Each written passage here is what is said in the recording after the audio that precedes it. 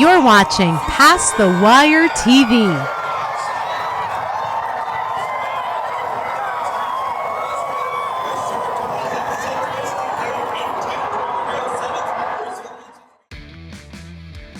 Tracking trips from Past the Wire and the Pick Six King, John Stetton.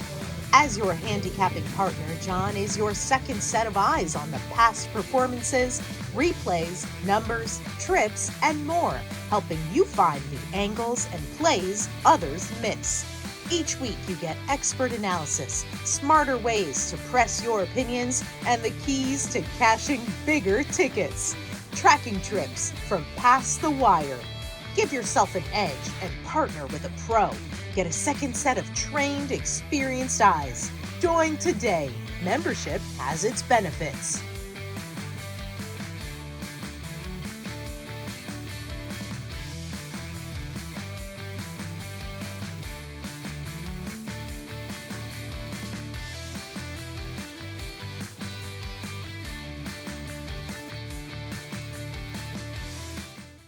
Good morning. We're here with Kenny McPeek during the Saratoga meet. Kenny, thanks so much for taking time to join us here. My pleasure. Yep, thank you. And let's go ahead and start from the beginning. Kenny, as a little kid, you basically have been around the racetrack your whole life. You got into training at a young age, had some success, and then in 2005. You took a brief hiatus, went to Australia, became a full-time bloodstock agent, and then came back reinvigorated a short time thereafter. Tell us about that whole story from the beginning to that point. Well, I grew up in Lexington, Kentucky, so being around racing was easy for me. Keeneland was close by, and a lot of the horse farms and the horse sales, Fasig-Tipton. So it was part of my world even when I was a young boy. So I learned how to read a pedigree when I was in my probably 10 or 11 years old. And then I started getting the notion that you needed to look at horses and how they were made and how their pedigree crossed and what type of horse you had. And so over the years, I've been able to, I guess you could say, fine tune my eye to a lot of that, but really didn't start out as, someone that was dreaming to be a horse trainer. Started out as just a kid that was helping my dad with a few horses when he was in a little bit of a bankruptcy issue back in the 80s when interest rates were 18%. He needed a little help because he was having trouble cash flow. And out of college, I helped him a little bit. And what turned out to be, or what was supposed to be a couple of weeks just helping him out, turned into a couple of months, which turned into a career. Today, I've been at it almost 40 years with the exception of the small hiatus that I took years back. And I'm glad you mentioned it because it's an interesting one. For all of us out there that love our mothers, I was told on the first week in April 2005 that my mother was terminally ill. She was given 6 months to live. And, that's a bit of an eye opener. It brings perspective to your life when stuff like that happens. And absolutely, I was initially a bit shocked, but also was so busy professionally that even then I had 135 horses in training in 3 or 4 states, and it was a pretty all-encompassing period. And look, we have a lot of horses now, but at the time when my mother was declared terminal, she had something called PPMS, which is an aggressive version of multiple sclerosis. And it probably, in a sense, kicked me in the head a little bit. I felt like, okay, I need to step back and get some perspective. I turned the majority of my horses over to my, at the time, assistants, and decided I was going to continue to do the bloodstock work because that is the core of my success. Even today, when you see horses like Thorpedo Anna and Mystic Dan, I've contributed to the acquisition of horses like that. Mystic Dan, I bought his mother and made the recommendation on the breeding. And Thorpedo Anna, like Swiss Skydiver and Curlin and so many of them before, were horses that I plucked out of an auction. So, life's been a journey. In a sense, it's never been a straight line. Of course, it's not supposed to be. And we've been fortunate enough to cross paths with some really, really nice horses that have allowed us to participate at a real high level. Well, Kenny, I mean, it's a fabulous story. I actually read up on it, and it intrigued me quite a bit. You going down to Australia and seeing how they do things there, and I think you brought back some of that with you. And then I believe you came back, you bought a farm. The part of the story I love is me being an old professional golf pro. You hired a golf course architect to help design, which I believe is now your Magdalena Farms, right? Well, we have grass gallops on Magdalena, and Danny McQueen, who's a golf pro in Lexington, gave me golf lessons when I was a boy. So Danny came out and helped us level the ground and helped us plant. We planted Ultimate Fescue on that grass course, and we use it today. We could train right-handed, left-handed uphills, downhills. It in a way would emulate a horse participating in Ascot or the English Derby, which are races that I still have the ambition to win. But, through it all, Magdalena, the trip to Australia, a little complicated in the sense that when I went, I didn't know anything about Australian racing. I have always been somewhat of a student of the whole sport, whether it was domestically or internationally. But when I went over there, what I learned is that a lot of the trainers have their own gallops, and they have their own training centers, and then they base out of those locations, and then they ship and run. And we don't do that ourselves. But an Australian trainer told me, he said, American horse property is some of the least expensive horse property in the world. Why don't you own a farm? And I said, well, most trainers don't own a farm. And he was, Lee Friedman was his name, and Lee gave me an opportunity to come visit his training center, Markdale, and then I went to Lindsay Park in Australia, and then I also went to the Hunter Valley and saw the Hunter Valley, which is the breeding center of Australian racing, and then went to the Gold Coast to Magic Millions. Also went to Flemington, which is where they hold the Melbourne Cup, and so that just gave me a little bit of a different perspective. I didn't really come up under any particular trainer. I'm in some ways self-taught, but it also made me thirsty for more knowledge. So a trip like the Australian trip, or going to Ballydoyle and visiting Aidan O'Brien, or going to Newmarket and watching the top English trainers train. I've been to France to Chantilly. I've been to Germany and watched the German racing and training. Um, Brazilian racing, Argentinian racing. Um, I've been to Chile for the racing at both the left-handed and the right-handed tracks. I think the only country that I haven't checked the box on might be Japan, and I'm going to probably do that one soon. Well, great. Well, you're the third trainer in the history to win the Kentucky Oaks and come back the next day and win the Derby. Not bad. Not a bad weekend. What was that like? Any interesting stories that came out of that, other than the jubilation of winning two of the biggest races for a filly and a colt? I told my wife 3 weeks before the races, I said, we can win both races. And she said, you think so? And I said, I think we can win both races. And if we do, it's going to change our life. And when we ran Thorpedo, I was supremely confident that she would win. I had no doubt that she would win. In my mind, she was, 1-5. They gave us four. I believe they gave us 4-1 that day. But the Derby, we needed what I'd call a perfect trip, and we got that. Brian's done an amazing job for me, not only on these horses, but a lot of others. But through it all, I mean, I had been kind of around the bullseye on the Oaks with 3 seconds. And then the Derby was a race that I was learning every time I'd run one. I had Tahana run second in 95, so that was a long time ago. But if you had asked me it taken that long to win it, I would have thought I would have won it sooner. But each horse you learn from, and for them both to win on the same weekend was just ultra special, and just feel real honored to have been one, good enough horses to put me in that situation, but to actually pull it off. you really need not only good horses, you need a higher power and a great team of people. And we obviously had both. Well, you being a homegrown Kentuckian, I'm sure it was a very, very popular win there with the folks.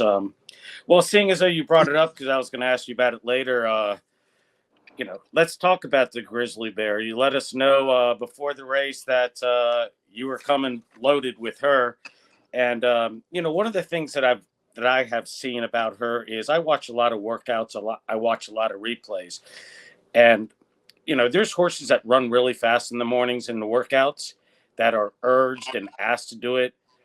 To me, Thorpedo Anna looks like she does it like all on her own, like basically takes the exercise rider along for a ride. Is that kind of accurate to say something along those lines? But we do a lot of that. We put them in company and we let them get their competitive juices up with another horse on their inside or their outside. And then I usually tell the riders to hold them together most of the way. I don't think that there's any reason to be scrubbing on a horse in a workout. Maybe if you're trying to get a depth of fitness on a first timer or a horse that's been off a while. But with her lately, it's just really trying to maintain her current fitness and letting her stretch her legs when she needs to and not overdoing it. You really don't have to force anything on training her. She loves to do her work, and we kind of what I'd say, don't let her all the way out. It's what you're watching. Okay. Well, the question I'm sure that's been going around a lot. Maybe you can walk us through the process of what goes into, you took Swiss Skydiver, took a shot at the boys, and did pretty good that with her. Now, obviously, there's a lot of chatter about the Travers, the Alabama, moving forward, maybe even the Breeders' Cup Classic or the Distaff. Walk us through the process of what you go through. Is it the horse telling you what to do? Just tell us how that goes and what goes into it. Well, typically on a weekly or even today, we're working on selecting where a horse is going to go next race, and you want to work through the timing of it all.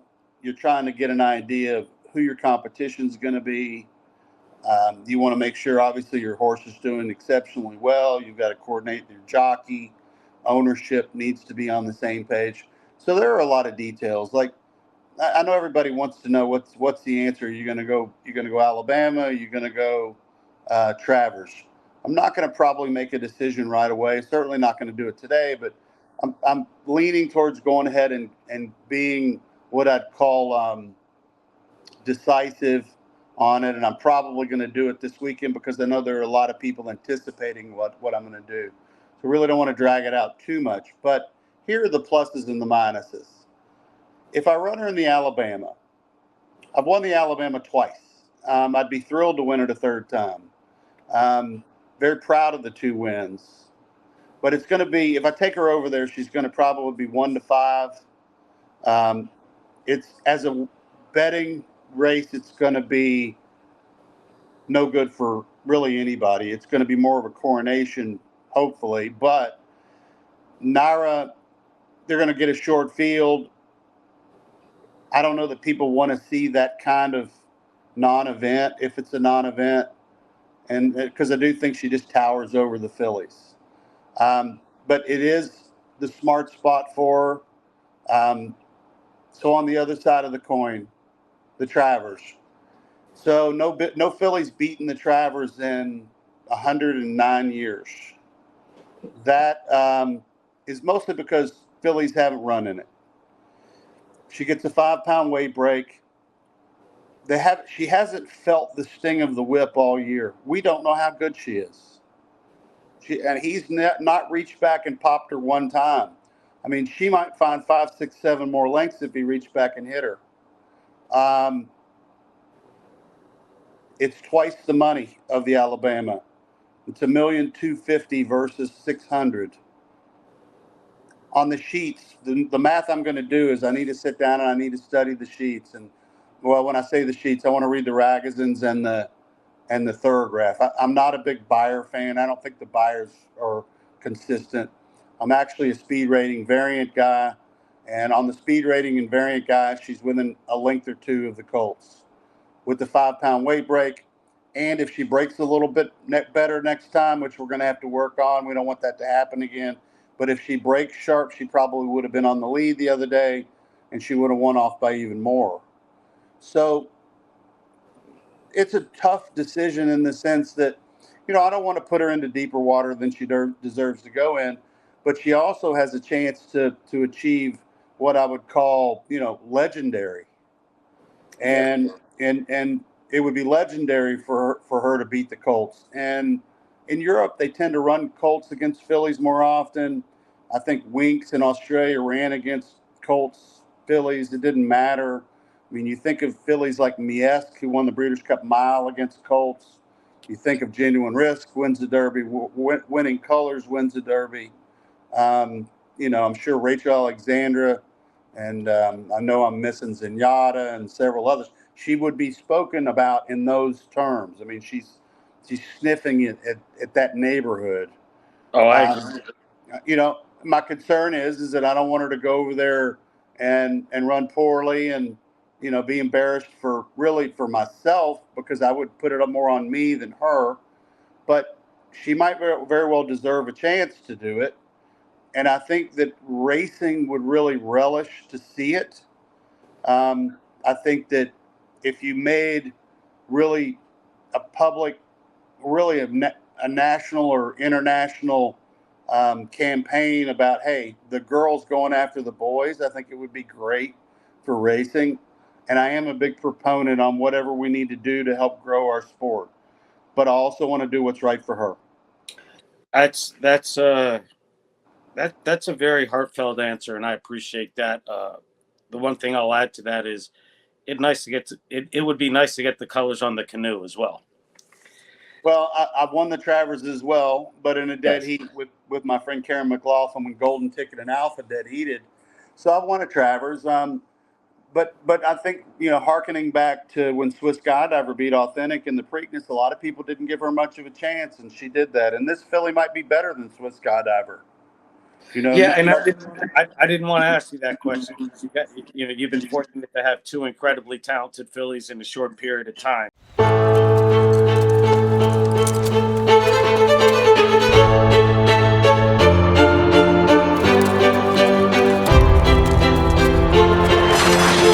They're off in the Breeders' Cup Classic.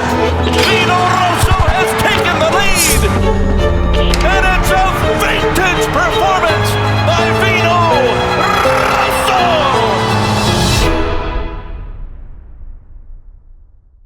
Rosso. Real quickly, let's talk. I mean, we got the Jim Dandy this weekend. Gould's Gold. And, one of the interesting things I've noticed about you is that you and Sherry end up keeping 10, maybe 20% ownership in many of your top class horses, which if you want to touch on that, please do. But, I watched Gould's Gold's last couple of races. This horse is running pretty good quality. He's run against Corporate Partner, Catching Freedom, Inford, Patriot, and coming up again with Batten Down one more time. And he's acquainted himself very well in those races. Maybe had a tough break in losing by that bob in one of the races coming up. How's he doing? And, what's your expectations? What's your hopes? Well, he's a horse that's progressing the right direction. He really should have won the Sir Barton. He spotted the tire tracks from the starting gate, and he propped from them, or he wins by 2 or 3. So he should have won that day. Like I said, he's going the right direction. Every race he's run, he's improved his speed figures. He's going to have to find another level to be in the money in this race. But the ownership's the same ownership as Mystic Dan, and so they're interested in seeing how good he is. And we've still got the other than allowance condition, which we can utilize later in the year if we chose to. But at this point, looks like there's a couple of speed horses in this race, and he's going to be a stalker. And you've got one deep closer, and how this race sets up is going to be interesting. Once again, we trust Brian Hernandez on him, but it's it's his chance to shine, and and he's physically doing super, and we're going to let him take a shot at him. And then to regress on your other question about us owning part, I am a horse hunter. I go to horse sales and I hunt for good horses. And when I do it, many times I raise my hand and I buy horses on spec and sign the ticket, and then thus I'm responsible for the bill, whether it's 100,000 or 40,000 or 200,000, whatever the number is. And then what I'll do is that I'll call a list of some wonderful people that I work for and say, hey, this is one I like, and would you like it? Or in some cases, we've already got people lined up, but I do 10% equity. I don't get a commission. I want ownership. There's no motivation for me to buy an average horse. There's all motivation to find a good one. And I think owners want a trainer that's invested or has what I'd call what do you call that? Money in the game. And I'm right in there with them. So it's a little bit of an unusual business model. Most agents charge 5%. Some trainers don't even get a commission. I'm kind of in a stage where I feel like I'm too good. I've been too good at it for so long to do it for free. But the 10% equity thrills me. And then when you get horses like these, the reward is there. I mean, there's huge offers on the table for Thorpedo Anna. Gold's a horse that's got a lot of value in his own right, and I've got a list of others that we're in on too. But it's kind of an unusual approach, but I think it's one that the people that own horses that know I'm doing the buying appreciate. Well, Kenny, I got two more quick questions for you. One would be, do you have any other young 2-year-olds coming up that you're really high on, looking forward to having them run, or maybe a late developing 3-year-old that you're looking forward to placing a couple of spots during Saratoga and moving forward? Well, we've been slow off the mark this season on our 2-year-olds. We haven't had a 2-year-old winner yet, but honestly, I'm not all that worried about it. I tend to do better when my young horses go longer. I purposely avoid the 4.5, 5.5 furlong sprint races. They're really not up my alley. I'll make a start here and there in those, but it's not a race that I want to pressure a horse to get to. I'm more interested in a mile. There's an old saying, the longer a horse runs, the longer they run. So the longer the distance in the race, the kinder the fractions. The kinder the fractions, the longer the horse's career. And we do a lot of that. I like to wait until they go a mile. When they go a mile, then mine are typically ready. A lot of mine will out gallop some other people's. And like I said, we're more interested in teaching them how to finish as opposed to teaching them how to sprint.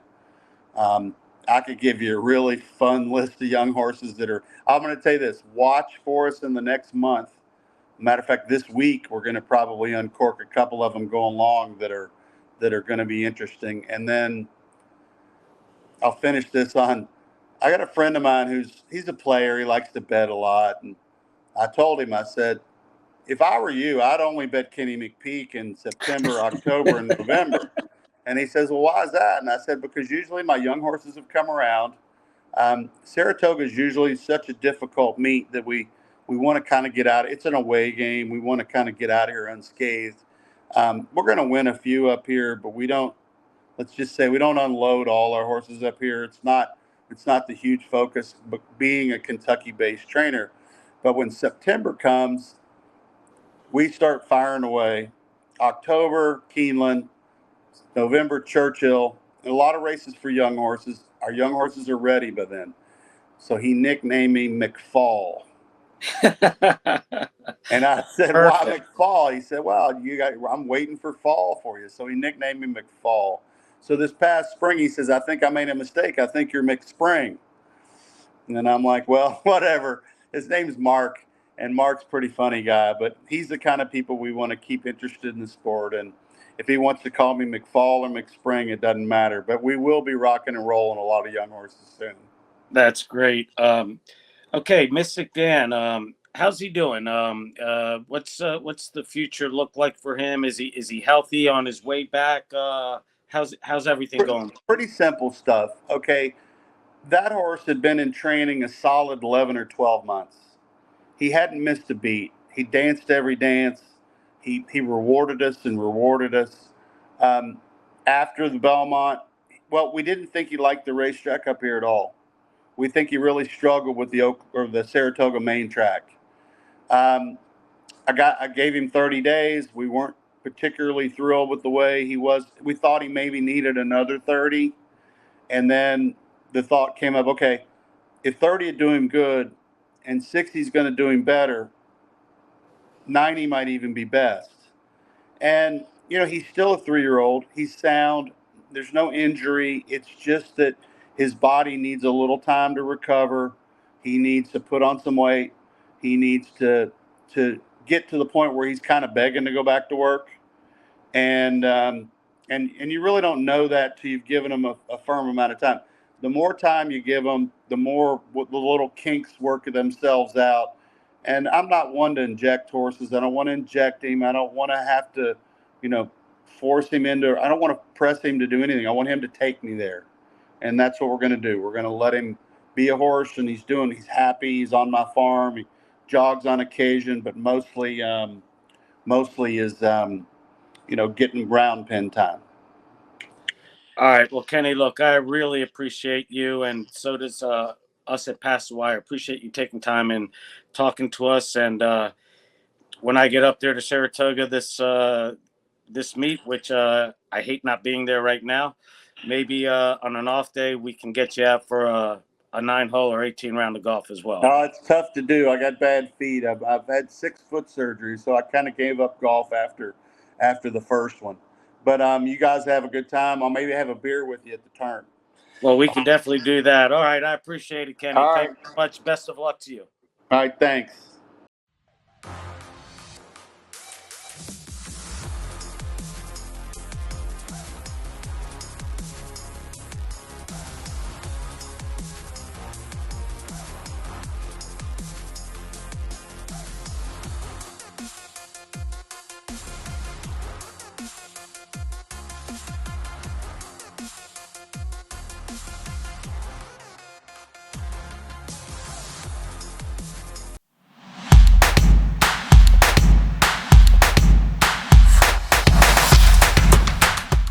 Solomini, a top 10 first crop sire in 2023, standing at McMahon of Saratoga. 14 first crop winners, including My Shady Lady, winner of the $500,000 New York Stallion Series 5th Avenue Stakes, Grade 2 winner Winstock, and Stakes winner Solo Shot.